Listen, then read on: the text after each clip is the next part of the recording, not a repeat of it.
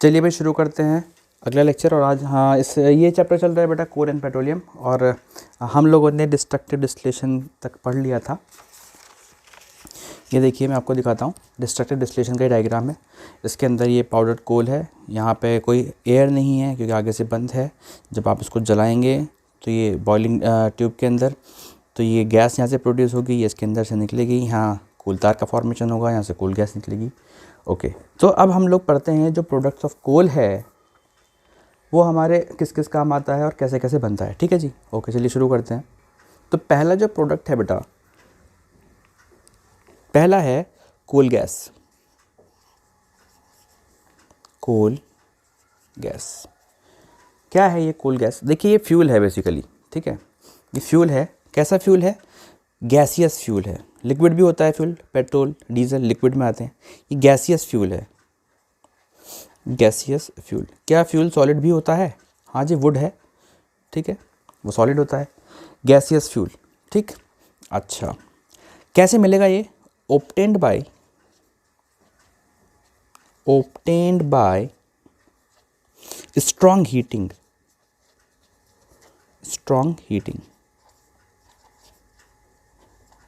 Of coal. जब आप कोल को बहुत ज़्यादा गर्म करते हैं तो ये प्रोड्यूस होता है, लेकिन शर्त यह है कि वहाँ पे एयर या ऑक्सीजन नहीं होनी चाहिए।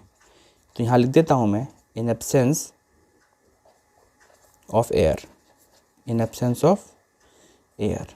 ठीक है जी। अच्छा, अब सुनिए आगे। ड्यूरिंग द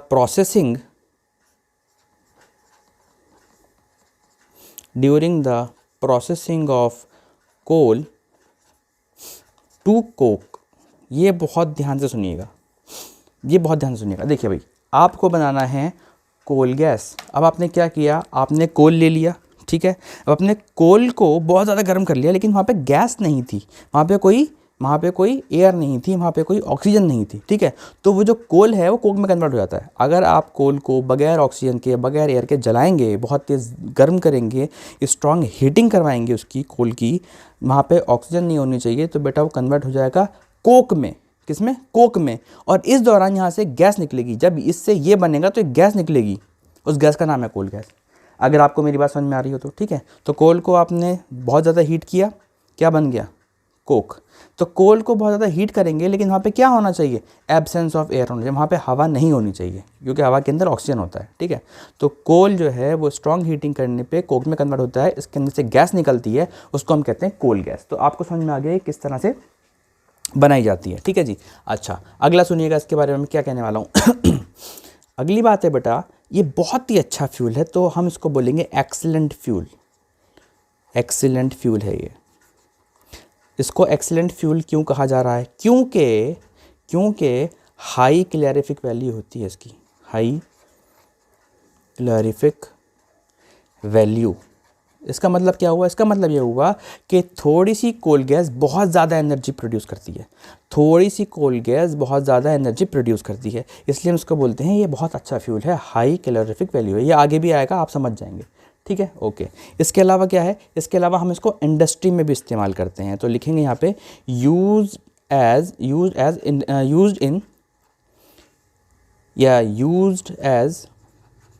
इंडस्ट्रियल फ्यूल, ठीक है। तो ये इंडस्ट्रीज़ में भी इस्तेमाल होती है। अच्छा, अगला सुनिए, यूज्ड फॉर स्ट्रीट लाइटनिंग। आप सड़क पर देखते हैं स्ट्रीट लाइट, उसके लिए इस्तेमाल होती थी। कहाँ? लंदन में। कब? 1810 में। और एंड न्यूयॉर्क में। कब? 1820 में। ये ज़रूर बात याद रखिएगा कि कोल गैस का इस्तेमाल लंदन में और न्यूयॉर्क में होता था। कब? आज से 100 साल पहले, 110 साल पहले की बात है ये, ठीक है।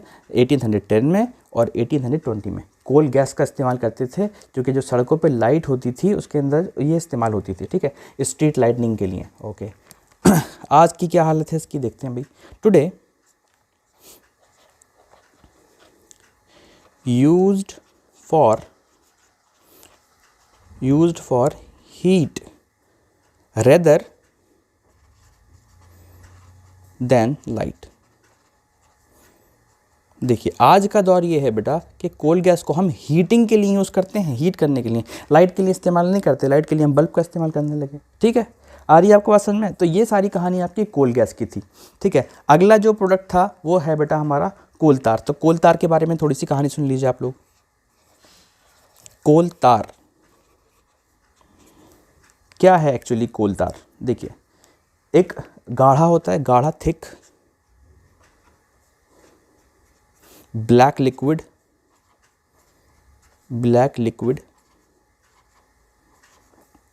बदबूदार होता है, unpleasant smell,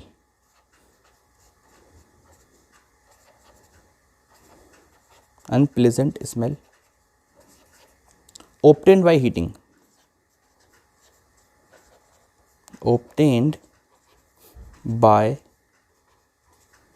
heating, coal in absence of air, ठीक है। देखिए इसकी भी कहानी वही है। क्या होता है बेटा कि जब आप कोल को बहुत ज़्यादा हीट करते हैं, ठीक है, और वहाँ पे एयर नहीं होनी चाहिए, तो आपका कोल तार बन जाता है। ठीक है, अब ये कैसा बनता है? ये तो गाढ़ा थिक होता है, ये लिक्विड ही होता है, वो गैस थी, ये लिक्विड होता है, बदबूदार होती है, इसकी जो सुगंध होती है, जो स्मेल होती है वो अच्छी नहीं होती, इसलिए अनप्लीजेंट लिखा हुआ है यहाँ पे, अनप्लीजेंट स्मेल होता है। ठीक है, लेकिन बनता किस तरह से? उसी तरीके से बनता है कि आप कोल को जब हीट करेंगे, वहाँ पे एयर नहीं होनी चाहिए, तो क्या बन जाएगा? आपका कोल तार भी बन जाएगा। तो कई तरह की चीज़ें बन जाती हैं। ठीक है, तरीका एक ही है, डिस्ट्रक्टिव डिस्टिलेशन, लेकिन चीज़ें कई बन रही हैं। एक तो कोल गैस बन रही है, दूसरा बन रहा है आपका कोल तार। ठीक है, अच्छा अब अगला सुनिए। कोल तार के बारे में बहुत ही इंटरेस्टिंग बात क्या है, वो ये है बेटा कि 200 कंपाउंड्स होते हैं इसके अंदर, ऑर्गेनिक कंपाउंड्स। ठीक है, तो मैं लिख सकता हूँ यहाँ पे मिक्सचर ऑफ 200 कार्बन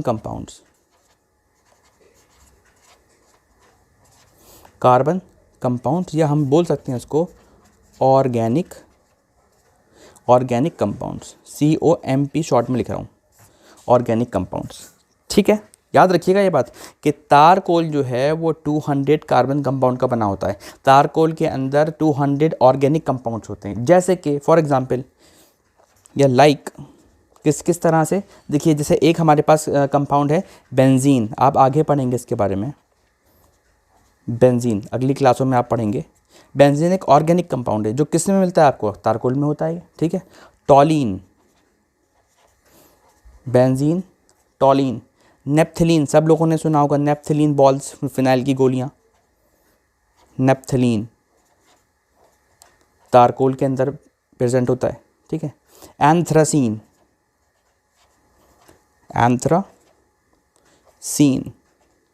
ठीक है, फिनॉल एक बहुत मशहूर है, फिनॉल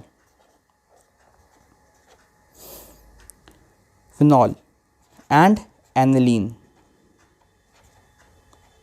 इस तरह के ऑर्गेनिक केमिकल्स या ऑर्गेनिक कंपाउंड जो हैं वो तारकोल के, इस तरह के 200 कंपाउंड जो हैं वो तारकोल के अंदर प्रेजेंट होते हैं। ठीक है, चलिए बेटा आगे बढ़ते हैं हम लोग। अगला पॉइंट जो तारकोल का है बेटा वो ये है कि नैप्थलीन बॉल्स, मैंने भी बताया।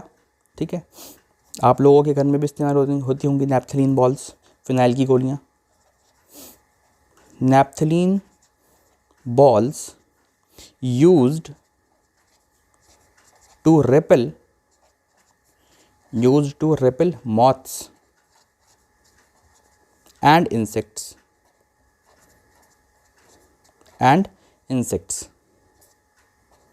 in stored clothes।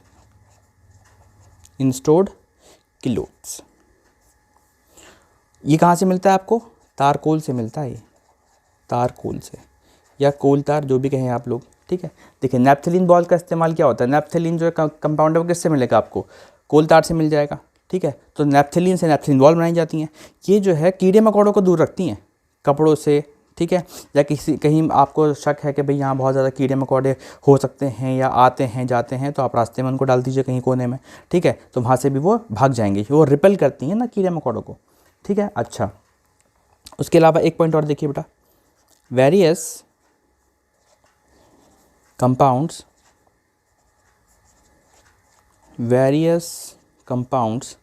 separated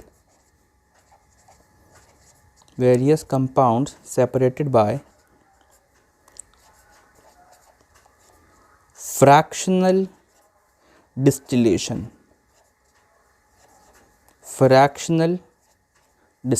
ठीक है। अच्छा, अब ये कह रहे हैं कि अलग अलग तरह की चीज़ें भी बनाई जा सकती हैं भाई, और भी चीज़ें जो हैं वो कोल तार से मिलती हैं, लेकिन वो किस प्रोसेस से मिलेंगी, हम क्या करें कोल तार के साथ जो हमको अलग अलग तरह के कंपाउंड्स मिल जाएं, तो हमको करना पड़ेगा फ्रैक्शनल डिस्टिलेशन। ये भी एक प्रोसेस का नाम है, फ्रैक्शनल डिस्टिलेशन। डिस्ट्रक्टिव डिस्टिलेशन कर रहे थे हम लोग कोल का, तो हमको कोल तार मिल रहा था, लेकिन अगर हम फ्रैक्शनल डिस्टिलेशन करेंगे तो हमको क्या मिलेगा, अलग अलग तरह के कंपाउंड्स मिलेंगे हमको, जो कि कोल तार से मिलके बनते हैं, ठीक है। फॉन्ट शायद मैंने ज़्यादा छोटा कर दिया, थोड़ा बड़ा लिखूंगा मैं, ओके।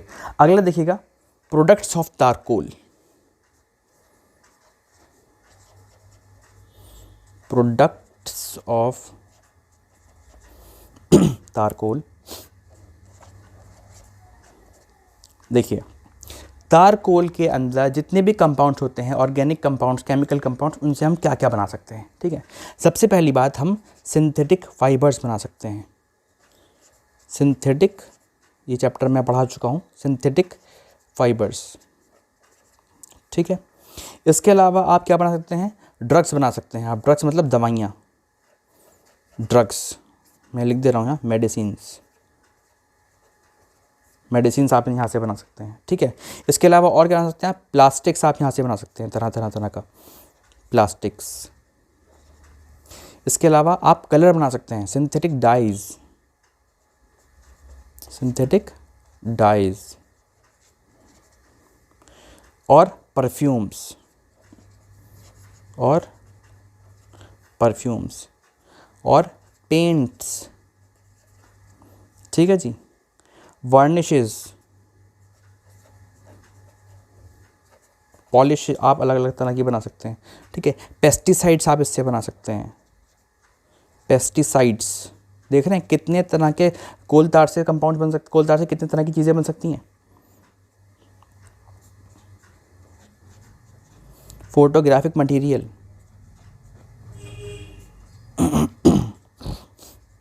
फोटोग्राफिक मटेरियल्स आप यहाँ से बना सकते हैं। अच्छा, रूफिंग के लिए इस्तेमाल होता है ये, रूफिंग के लिए, ठीक है। रूफिंग मटेरियल है एक तरह का। तारकोल को हम इसको भी इस्तेमाल करते हैं कुछ लोग डायरेक्ट, और इससे कुछ चीज़ें बनाते हैं, उसको भी इस्तेमाल करते हैं, ठीक है। रूफिंग का मतलब ये कि मान लीजिए छत में कोई पानी आता है, छत में कोई लीकेज है, तो वहाँ पे आप तारकोल का जो है वो पूरा बिछा सकते हैं, एक लेयर, या फिर तारकोल के अंदर से कई सारे ऐसे कंपाउंड्स निकलते हैं जिसका आप रूफिंग मटेरियल बना सकते हैं, जो कि आपको लीकेज को रोक देगा, ठीक है। और एक बड़ी इंटरेस्टिंग चीज़ आप जो तारकोल से बना सकते हैं वो है एक्सप्लोजन, एक्सप्लोसिव्स आप इससे बना सकते हैं, मतलब बॉम्ब्स टाइप की चीज़ आप इससे बना सकते हैं, ठीक है जी। अच्छा, और क्या इस्तेमाल होता है, देखिए भाई क्या होता था, हम लोग तारकोल को इस्तेमाल करते थे सड़क बनाने के लिए, used for traditionally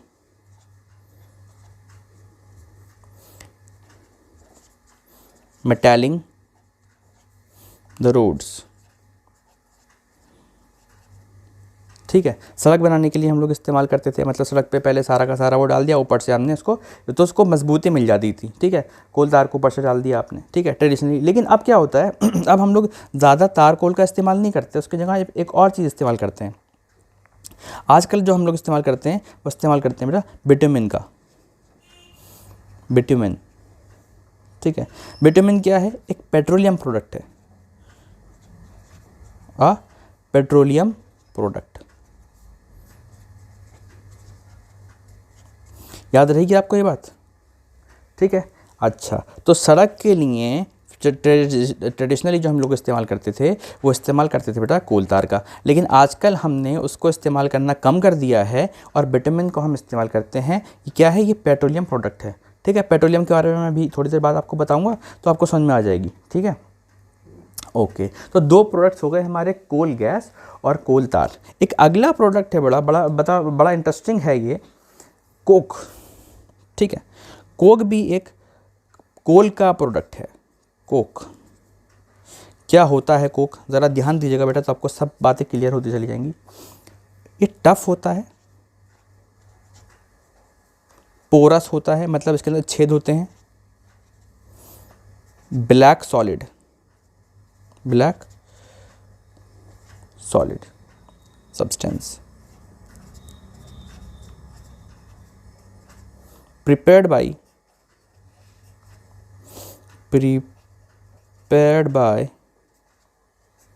heating coal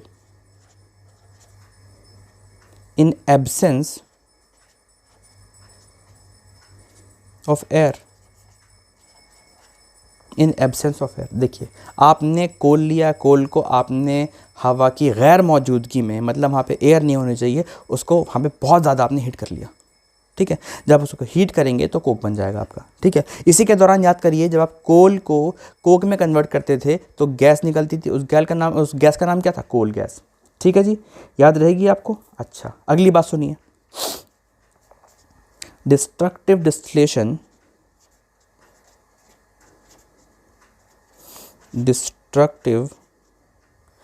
distillation coal gas and coal tar are eliminated। कोल नहीं, एक चीज़ रह गई, कोल गैस, कोल तार एंड एक चीज़ और रह गई बेटा, कोक। सॉरी, याद रखिएगा कि जब भी डिस्ट्रक्टिव डिस्टिलेशन होगा, कोल गैस और कोल तार तो आपका एलिमिनेट हो जाएगा, एलिमिनेटेड, निकल जाएगा बाहर, एलिमिनेटेड। ठीक है, टेस्ट ट्यूब में से निकल जाएगा बाहर, लेकिन टेस्ट ट्यूब में क्या बचेगा? लेफ्ट क्या बचेगा टेस्ट ट्यूब के अंदर या बॉइलिंग ट्यूब के अंदर? लेफ्ट बिहाइंड कोक बचेगा बेटा, कोक। तो रेसिड्यू जो होगा हमारा वो कोक होगा। आपने डिस्ट्रक्टिव डिस्टिलेशन किया, ठीक है, आपने पाउडर लिया कोल का, ठीक है, आपने उसको बहुत ज़्यादा हीट किया, तो वहाँ से कोल तार निकल जाएगा, कोल गैस निकल जाएगा, लेकिन वहाँ पे क्या बचेगा? लेफ्ट बिहाइंड क्या बचेगा? वहाँ पे कोक बचेगा। अब आपको बात समझ में आ रही है मेरी पूरी तरह से? ओके, ठीक है जी, थोड़ा और आगे बढ़ते हैं, इसके बारे में देखते हैं क्या है। एक बड़ा इम्पॉर्टेंट नोट है जो आपको नोट करना है, वो ये है note,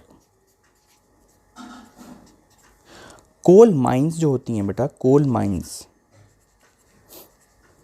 mines volatile constituents is coke. अब बहुत ध्यान से सुनिएगा। देखिए भाई, आपने सुना होगा कोल माइंस के अंदर आग लग जाती है, लेकिन आग किस वजह से लगती है? वो है कोक। कोल माइंस के अंदर जो जलने वाली चीज़ है वो कोक है।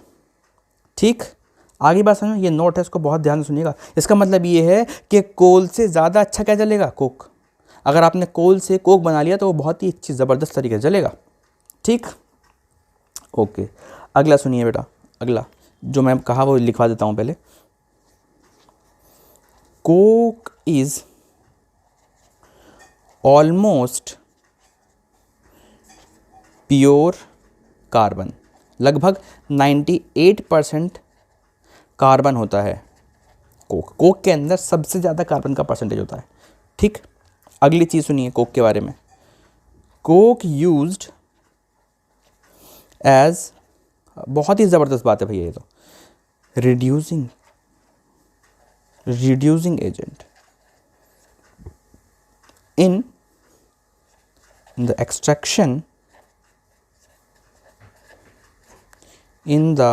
extraction of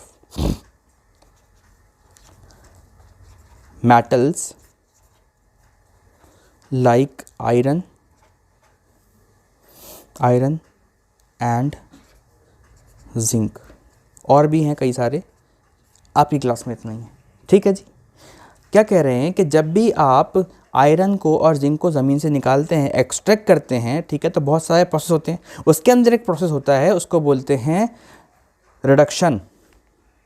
तो उस रिडक्शन को करवाने वाला रिड्यूसिंग एजेंट कौन होता है? कोक। इसका मतलब ये है कि अगर आप एक्सट्रैक्शन कर रहे हैं आयरन का और जिंक का, तो आपको क्या चाहिए? आपको कोक चाहिए होगा। कोक से क्या होता है कि ये दोनों मेटल रिड्यूस हो जाते हैं, तो कोक को हम बोलते हैं रिड्यूसिंग एजेंट।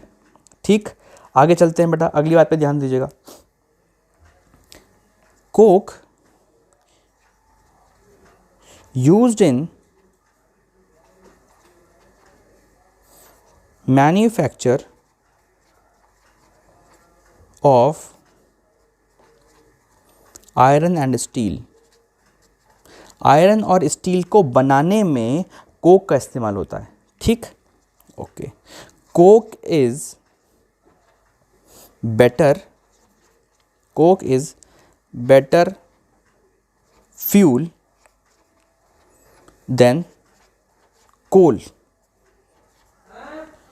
इट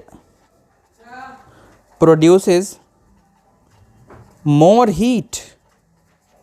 ठीक है, कोक जो है एक बेटर फ्यूल है। कितना बेटर फ्यूल है भैया? ये इतना अच्छा है कि कोल से भी अच्छा है, और ये ज़्यादा हीट प्रोड्यूस कर सकता है, कोल से भी ज़्यादा हीट प्रोड्यूस ये कर सकता है। ठीक है, अगली बात क्या है बेटा? अगली बात ये है कि कोक बर्न विदाउट, बहुत ज़बरदस्त सुनिएगा, without producing, without producing any smoke, any smoke, बगैर किसी धुएं के जलता है।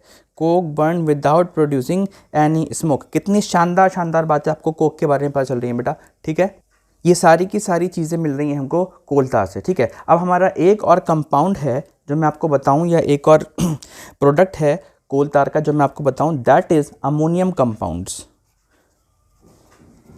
Ammonium, ammonium compounds. ठीक है, सुनिएगा क्या होता है। During distillation, during distillation mixture of compounds released, short में लिख दिया है मिक्सचर ऑफ कंपाउंड, शॉर्ट में लिख दिया है रिलीज्ड। ठीक है भाई, डिस्टिलेशन हुआ, बहुत सारे मिक्सचर ऑफ कंपाउंड्स रिलीज हुए। ठीक है जी, इतना हो गया। अच्छा, अब सुनिएगा, कंपाउंड्स, शॉर्ट में ही लिखना चाहिए था, कंपाउंड्स डिजॉल्व्ड वाटर के अंदर, डिजॉल्व्ड इन वाटर। वाटर का फॉर्मूला H2O, ये मैंने पानी लिखा है, वाटर लिखा है, वाटर, टू फॉर्म लिकर, शराब। लिकर मतलब शराब। ठीक है, अब सुनिए, which is used in the manufacture